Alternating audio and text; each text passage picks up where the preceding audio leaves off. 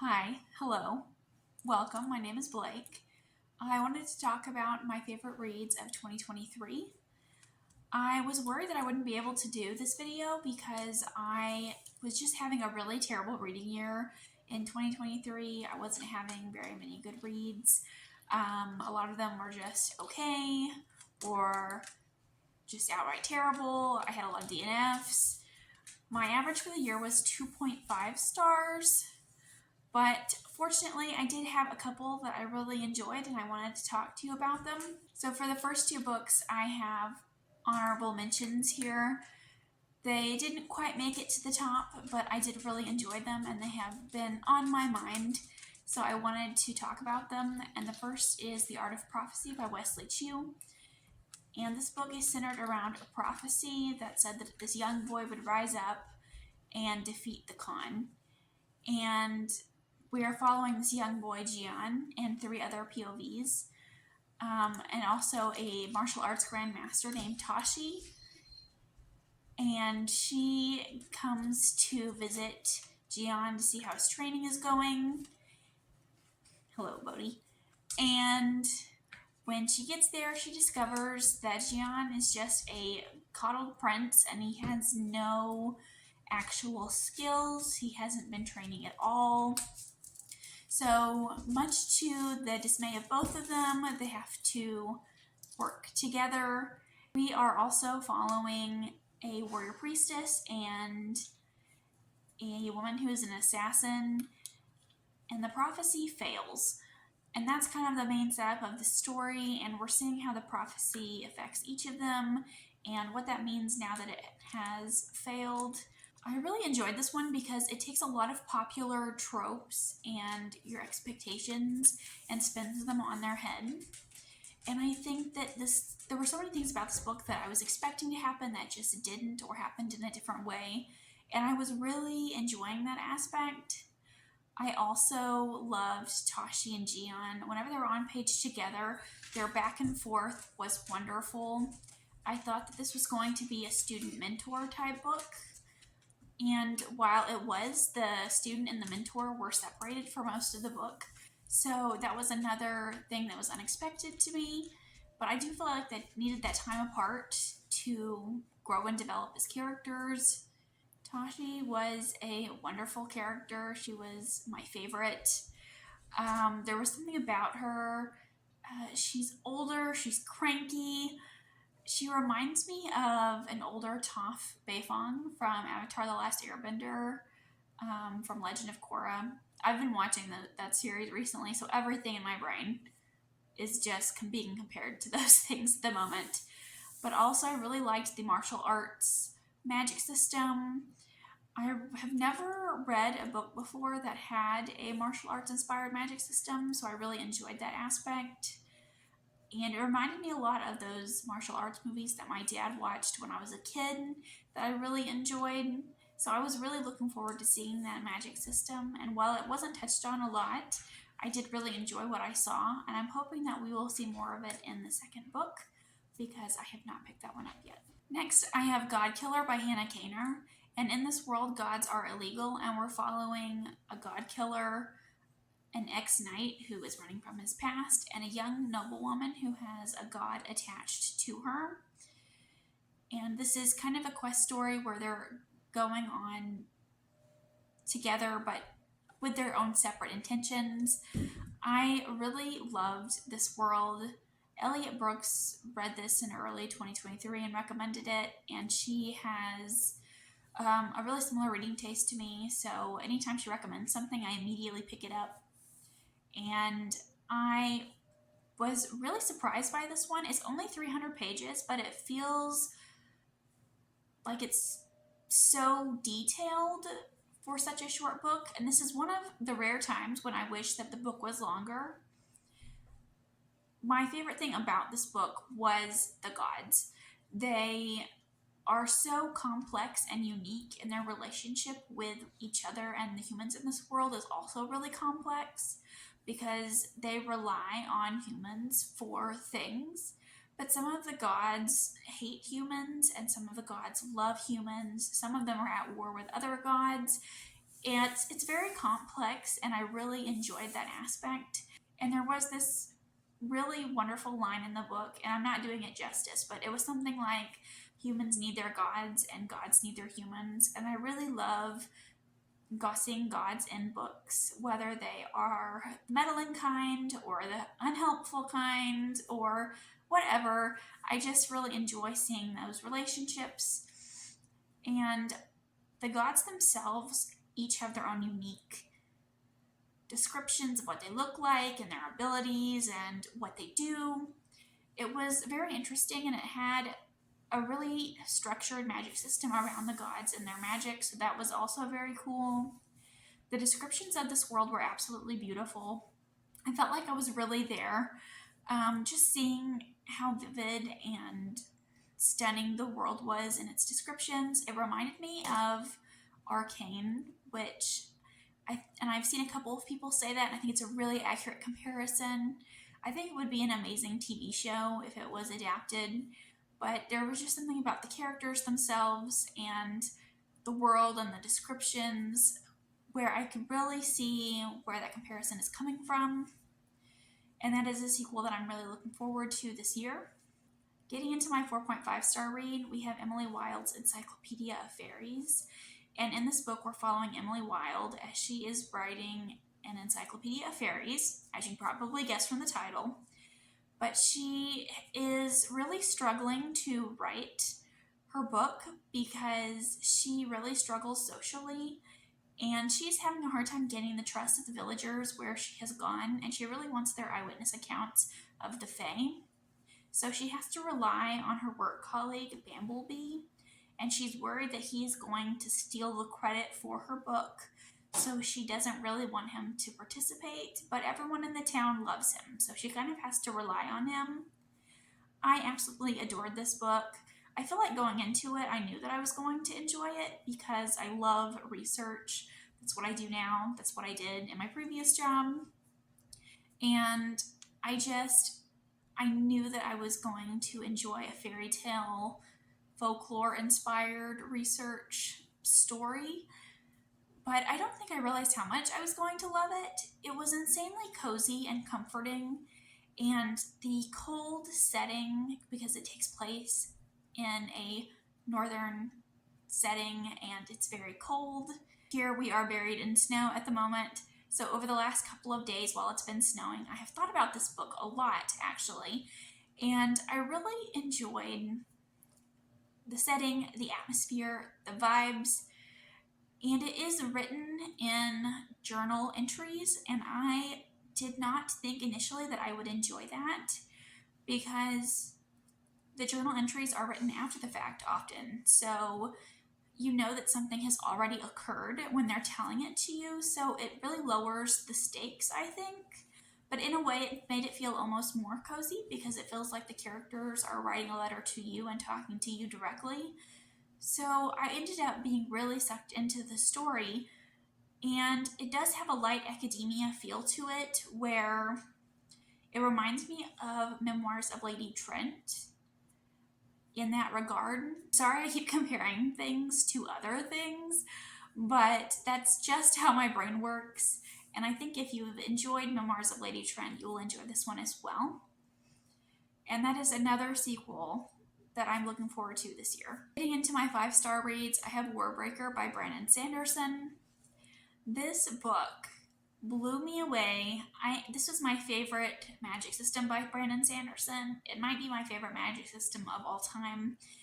I feel like I'd have to give it some more time to think about, but I really loved the world where we have breaths, and the more breaths you have, the more colors you can see and use, and you can give life to inanimate objects by giving away your breath. And I loved it. And I'm sure that you probably already know the setup for this book, but just in case you don't, we're following 2 princesses, and the oldest one is set to go off and marry the God King in another land. And her father decides that he doesn't want her to go because their land is getting close to war. and he wants to keep the favored child, the oldest, who has political training, by his side, and he decides to send the younger daughter in her place, even though she's had no political training. So the younger daughter has been forced to go off and marry this God King. And I really enjoyed the sister relationships in here. I enjoyed all of the relationships, actually, platonic or romantic. I have previously stated that I don't think Sanderson has very good romances, that I never buy into them. But I have eaten my words, I have changed my mind. I really enjoyed the romantic relationships in this one. And not only that, but I think this book just had a lot of tropes that I really enjoy. A magical talking sword, the sibling dynamics. I really love the description of the land. Also, I feel like there wasn't a single POV in this book that bored me. We're following a god in this book as one of our POVs, and he's not a very good god. He doesn't understand why he's a god, and that makes for some really entertaining moments. And normally, I feel like in large books like this, sometimes characters or certain chapters overstay their welcome when you're like, yeah, that's cool, but I'd really rather hang out with so-and-so because something over here is more exciting to me. That didn't happen once in this book. I was entertained with everyone's POV. I was interested in what everyone was doing, and I feel like that doesn't happen very often. And really, I had a great time reading this one. I did have a few laughs because of the particular god, and I tabbed that book all up, and I loved it. And these next two were my favorite reads of the year. I think they're a tie. I would have a really hard time picking one over the other. But I'm going to talk about The Last Argument of Kings by Joe Abercrombie first. And I read the entire trilogy in 2023, and I loved it. But I chose The Last Argument of Kings as my favorite because everything about this book just came together. Like in books 1 and 2, I was really unsure about where we were going or what the plot even was or what the purpose of certain things was. And in book 2, I thought was a little on the weaker side. I was expecting more from book 2 when I went into it.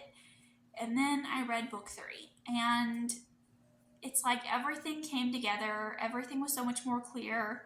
Like the puzzle pieces were falling into place all over, and things were just making so much more sense in this third book. I can't go into any details because spoilers, but I feel like I really want to go back and reread the trilogy now because I feel like there are things that I know to be looking for, or things from book 3 where I feel like they would be better explained, or there would be more foreshadowing for what's coming. But this book is definitely a grimdark series. I have attempted grimdark a couple of times in the past and not really cared for it. But this one I definitely loved. I was just sucked in, and I'm going to continue reading grimdark because I feel like it is not something that I normally pick up. I have never read a book series before where we are really following villains or characters who are terrible and despicable. And like these are the characters that we're rooting for. And there are a lot of themes and discussions in the book that I enjoy surrounding these particularly bad people. And I absolutely loved Glokta in the series. I know he's a terrible person, but I can't help but love him. I loved his commentary, and Giselle has ended up becoming one of like my most hated characters of all time because of how much I strongly hate being inside his head. And all of the characters have their own unique voices and their own personalities, and I think that they're incredibly well written. And this book ends in a way that I was not expecting, and I was really just shocked by everything that happened. Nothing went in a way that I was expecting, and I really appreciated that. And lastly, I have Tress of the Emerald Sea by Brandon Sanderson. This is the only Secret Project book that I read in 23, but I absolutely loved this book. It is so cozy, and felt like such a comfort read. There was something about it that felt nostalgic because there were aspects of it that felt like the books that I read and loved in childhood, but felt totally new at the same time. Like, I can't describe my feelings about it almost. And I know that going into it, I knew that this was going to be a Princess Bride inspired tale where we're following Tress, who goes off to save her love after he has gone missing at sea. And I absolutely loved The Princess Bride as a kid. I still watch it all the time. And I feel like this book really captured those feelings. And I had really high expectations going in, even though I tried not to. But this book met and exceeded those expectations. I absolutely loved this interpretation of the Princess Bride sort of story. I feel like there was so much more to this than just Tress saving the guy that she loves. The characters are really lovable people, and they're not like a lot of the other main characters that I read about, because they are just your average, ordinary, everyday sort of people.